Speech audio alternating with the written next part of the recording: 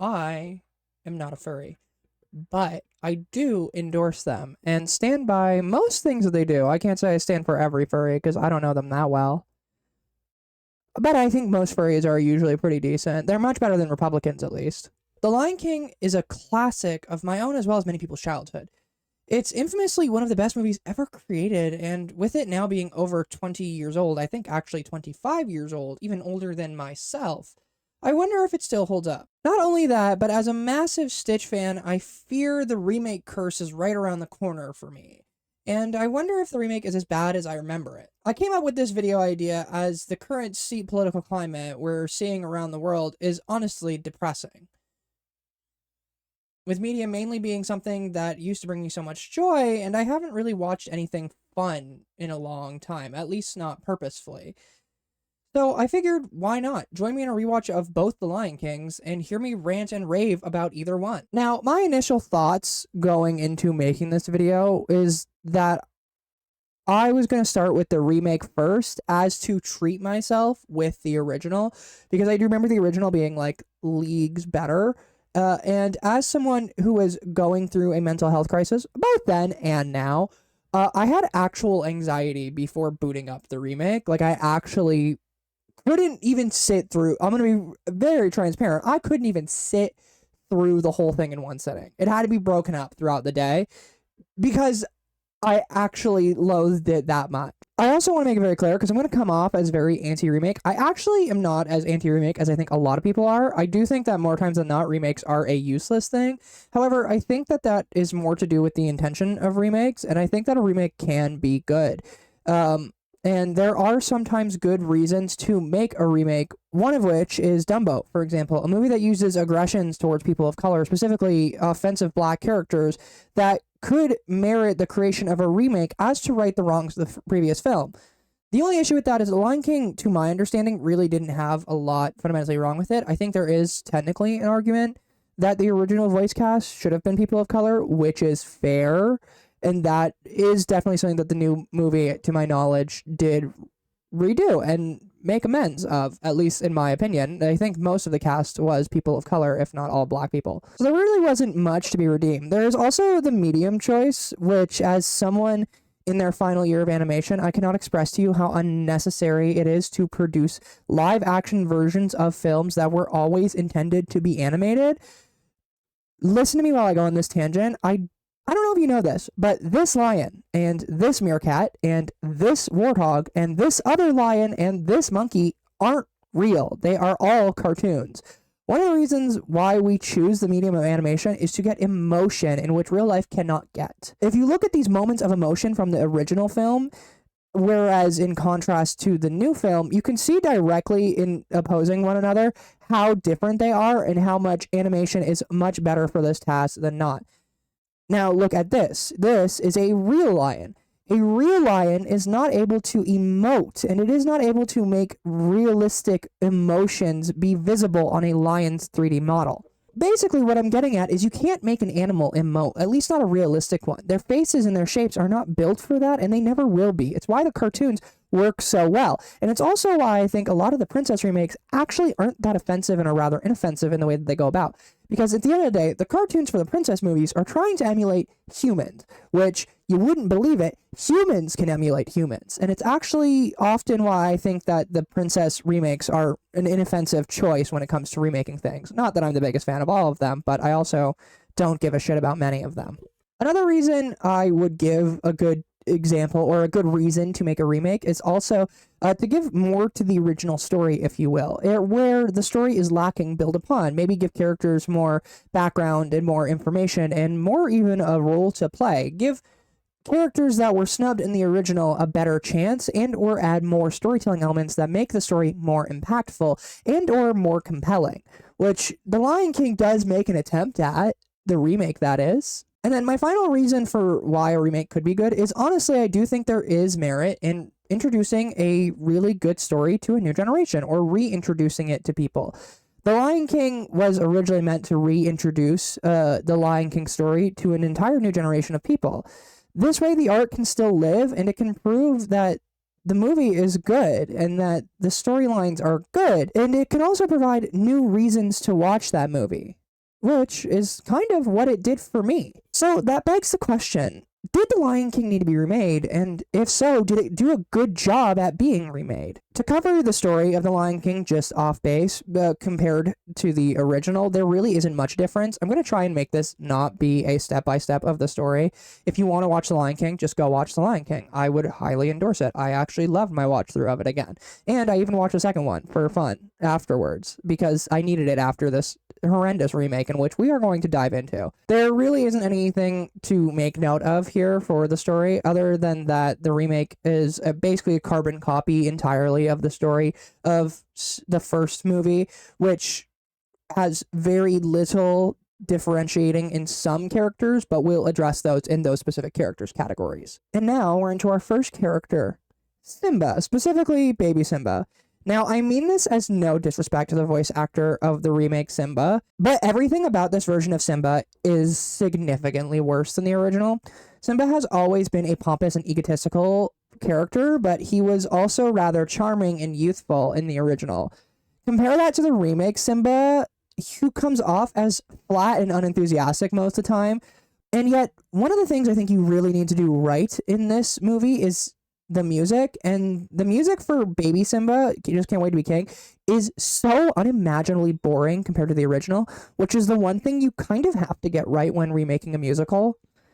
Simba went from a bashful lion full of ego and playfulness to a boring shell of what is supposed to be a child, but just honestly sounded like a deflated balloon. Adult Simba, I actually don't have much notes on for the remake, all that much. I really don't have much to say about him at all. The acting and vocals were well done, in my opinion, in the remake, and my main critique is that they need to do more visualization of Simba, and how emotionless the character looks is actually extremely jarring. But that's a critique for, honestly, the entire film, and I'll probably get more into with Mufasa on the issues that come with real-life models and how abhorrent it is to hear a character shout but not emote like they're shouting. All in all, I actually think Adult Simba was done really well, and I think that Donald Glover did a great job at voicing him. On to Mufasa, who I actually don't have much to say about Mufasa personally. He really, once again, his role doesn't change from the original to this film. They both are the, guy in the sky. He tells us what to do and when to do it.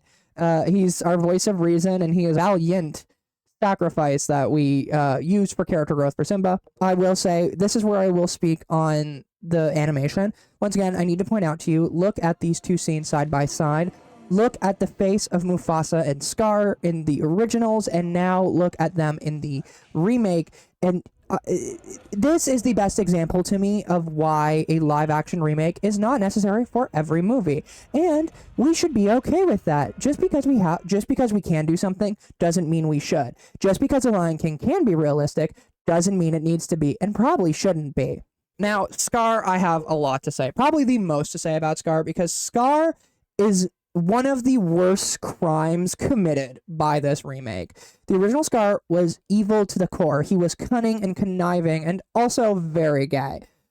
A fun fact about me is I am a sucker for old-fashioned gay villain archetypes, specifically the villains of Disney. Think Hercules, Ursula, Maleficent.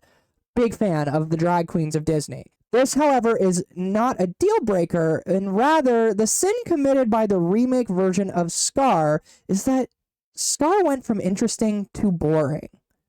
Scar went from a cunty villain dedicated to getting on top to being a divorced dad, honestly. He walks, talks, and acts how I imagine the people who voted for Trump and didn't know what a tariff was. He went from an energetic and flamboyant character who took hold of the viewer every time he was on screen to a character who seems to be over even being on camera and over this entire thing. He's more over this movie than I am. It's not that he's no longer a gay villain. I love that he's something different, and I love that they went for something different. I think what they were trying to go for was someone with more malice and more deep-rooted hatred than someone like this. But he just came off as boring, something that you can never be as a villain in a Disney movie. You should never be boring. And then we get, once again, to his musical numbers. Even his musical numbers is just a way more boring version of his song. It's dull. It's got nothing interesting to it. And although they tried to go for a more evil approach, if you will, and a more darker aesthetic to it, it just came off as not good and not interesting at all. Old Scar's face card never declined, and the new Scar has lost everything in divorce court and is now making it everyone's problem around him. And I just can't get over the fact that they made one of the most fun, interesting, and cunty villains of all time a boring divorced dad who's lost his kids to family court. Nala is a very interesting character in the remake, specifically because they actually put some more effort into making Nala more interesting. Honestly, child Nala is rather forgettable, just like the original. She really wasn't the craziest. She put Simba in his place here and there, and honestly, she serves that role. She is a side character that is meant to balance out our main character. It works, and it makes sense. Yet, adult Nala is one of few characters who actually benefits from this movie and is given more airtime, and basically all the lionesses are kind of given more characterization to their stories, which is actually a welcomed addition in my opinion. In the original film, most of the lionesses are over important background characters. Most of them actually don't even have lines, and if they do have lines, it is often not integral to the story and rather just put there to fill airtime. But in this, they are given actual scenes and are given actual agency beyond just being a part of the movie by proxy. It's a welcomed addition, and Nala gets much more dedicated to her, where in the original she was simply just a love interest to Simba. In the remake, she is still just a love interest for Simba, but she's given much more of a freedom fighter role and is directly opposing Scar's leadership and being the only lioness who is actively willing to go against him in some matter of way. Needless to say, one of the only things I do agree with the remake is giving these characters much more airtime and more to them. And although I'll admit Nala is not a phenomenal character by any stretch, it was still nice to see her given some extra airtime and given some actual beneficial stuff. And I do think the remake did Nala better than the original did. Now on to Timon and Pumbaa, one of the characters that I actually think were done relatively faithfully. I know, shocking. We have two positives back to back. And by that I mean they're still two gay dads, and they're filling those shoes quite well.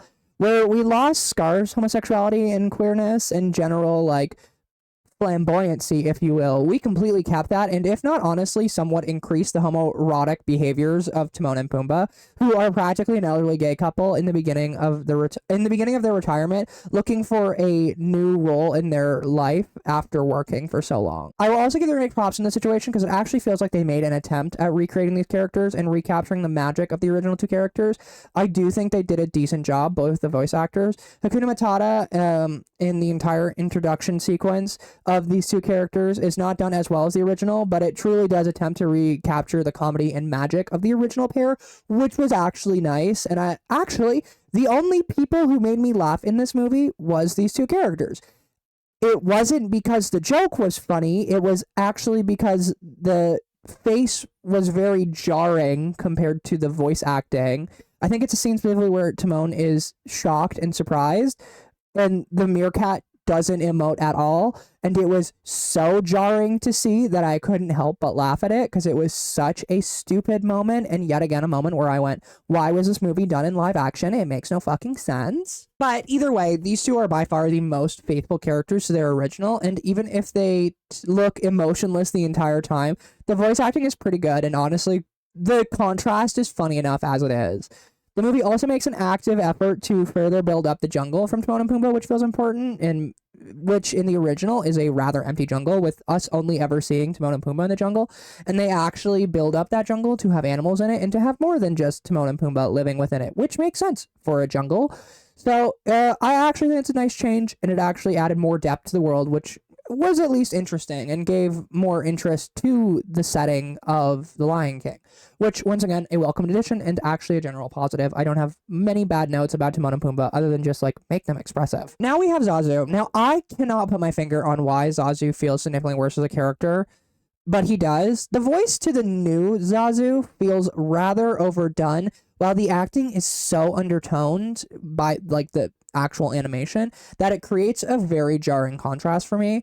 The original Zazu was pompous and yes, annoying, but he had charm and was always trying to look out for others, and this Zazu does have that and does have those moments, but unlike the original Zazu, he's completely unmemorable, and there's not a single moment that I remember other than I've got a lovely bunch of coconuts, but I remember that from the original film, not from the remake film, so it's not really a tick for that.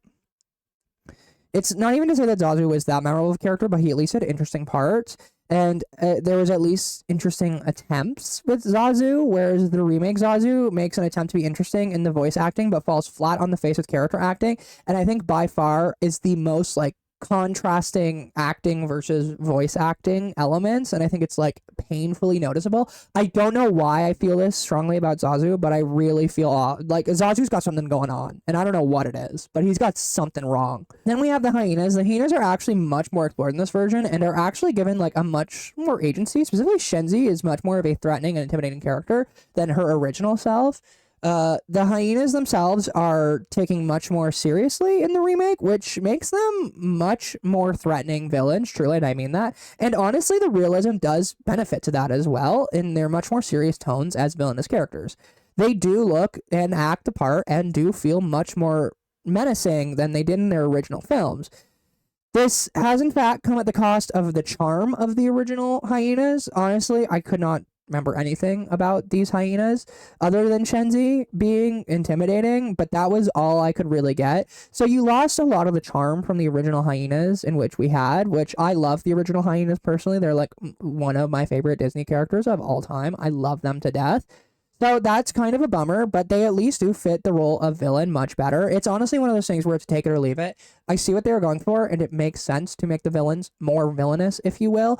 However, I'm not sure that I would take that over the original hyenas, because Scar does fit the role of villain in the original movie fine, but I do see why they needed more villainous behavior in this, because our divorced dad Scar is just not fitting the bill. So honestly, thank God we have these hyenas who do it better. Juvenile hyenas are mainly there for comedic partners to Scar more nefarious ideas and plans, whereas the new rendition of them is meant to be villains that stand a similar ground to Scar and or equal, rather than being Scar's lackeys, which at least is interesting. I'll give it that. It's not that I'm sure if I like it more. I don't. I know I don't like it more, but it's at least an interesting attempt and a valid attempt to make a remake. You want to try and add something to a character. That's interesting. It's a more interesting idea. Whether it was successful, I'm not completely sold on, but it at least was an attempt, whereas a lot of these other characters have no attempt put into them at all. Finally, there's Rafiki. Rafiki feels so lifeless in this movie. The visuals and everything about Rafiki in the remake is just a massive detriment to him. He was such a fun and colorful character that really contrasted with his original design, and in this, he is so dull and just bleeds out and just does not look good in these films, in this film at all. I can't even lie. The remake is a massive detriment to the character. We get so little time with him as well, and I think we get even less time in the remake. I could be wrong about that, but it feels like they deleted scenes of him or made them shorter for other scenes to come in, which is fine, but it's a character that you already get so little time with, so he needs to be more memorable, and he becomes even less memorable throughout this. And he's just lacking in emotion. He comes off as such a bland character compared to the more out there and exaggerative Rafiki that we know from the original. They make an attempt to still make him fun, but once again, if you're going to take time away from him, you have to make him more memorable, and that fell flat on its face. Finally, we have the music, which I alluded to, is, in my opinion, the most, if not the most important, one of the most important parts of making a remake of a musical is making the music good, and making the musical, if not on par, if not better than the original. I think that should be dot one. If you're remaking a musical, that's what you need to do. Like, that's exactly what you need to aim for. You need to make the music as good, if not better, and that should be your immediate goal no matter what. And unfortunately, this musical just does not do that. There were no moments wasted in the original musical numbers, all holding space, if you will, and creating real, memorable, and fun moments. From I Just Can't Wait to Be King, to Be Prepared, to Hakuna Matata, to Can You Feel the Love Tonight, all of these songs in the original have tremendous care put into them, and they make sure to make sense in the story and all hit on themes and elements that they are supposed to, and they hit those themes well. The remake takes these moments and results in creating sloppy, boring recordings of songs that were already good and now just makes worse versions of them, essentially, in a lot of situations. All the songs in the remakes are just, like, literally way more boring than the original, and they are just so uninspired compared to the original. The fun and energetic Just Can't Wait to Be King becomes a lifeless, boring child's hymn. The intimidating, campy Be Prepared is boiled down to a bad guy being bad, but also bored at the same time. And Hakuna Matata just can't grab the same easygoing flow it once had, and rather feels, honestly, a little bit forced. All songs are worse in the remake by, like, a large amount compared to the original, and it's actually insane to think that this movie got greenlit with such worse music.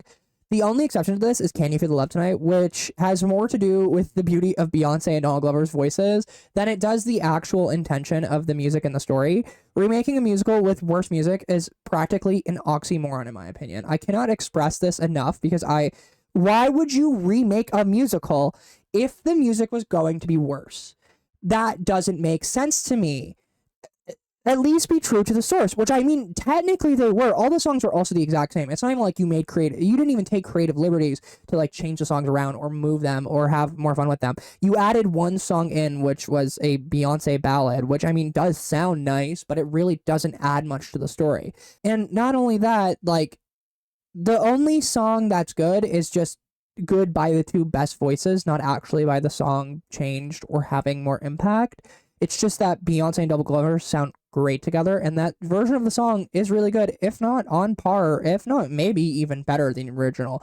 I haven't decided yet. I love both the same, but there's a reason why the two best voices involved in the movie were set to be these two characters who sang the title song, which makes me even more mad about The Lion King, is that I'm pretty sure the reason why every single musical ballad except for that is bad is because marketing, and they wanted the marketing to be good for the movie. And since Can You Feel the Love Tonight is probably, if not the most infamous song in The Lion King, other than Hakuna Matata, which I would argue is probably more popular, but obviously isn't taken nearly as seriously as Can You Feel the Love Tonight, which has actually a very serious tone to it and is taken rather seriously by musical listeners, traditionally speaking, that this entire musical project, everything got pushed to the wayside music wise except for that song specifically for marketing, which makes me even more angry because you could have put care and love into the other musical aspects and the other musical numbers and ensembles in it, but you just actively chose not to.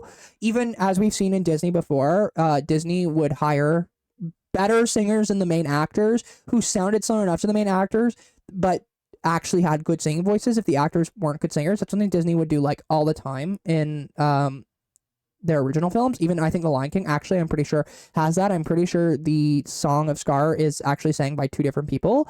So you could have even just done that and it would have been better, because the voices lent to these characters is just not there, and it's just not good, unfortunately. I am so sorry to the people who sang in this. Like, it's not personal. That just should not have been your job, and you should not have been hired for that.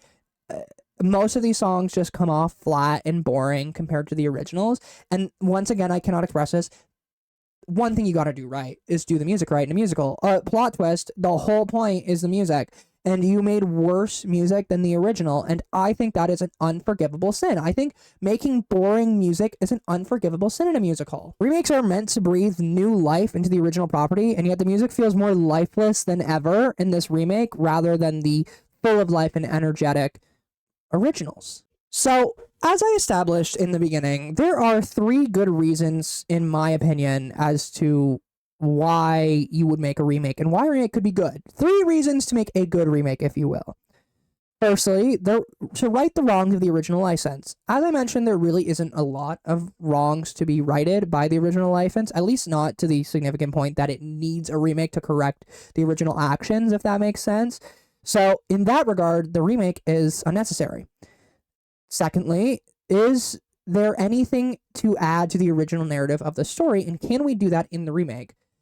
I would argue that although technically, yes, a few characters such as Nala and the hyenas get growth and more narrative presence in the original, and the world is better built up by adding more animals to the jungle, it does not do enough to merit a point in this category, personally, in my opinion.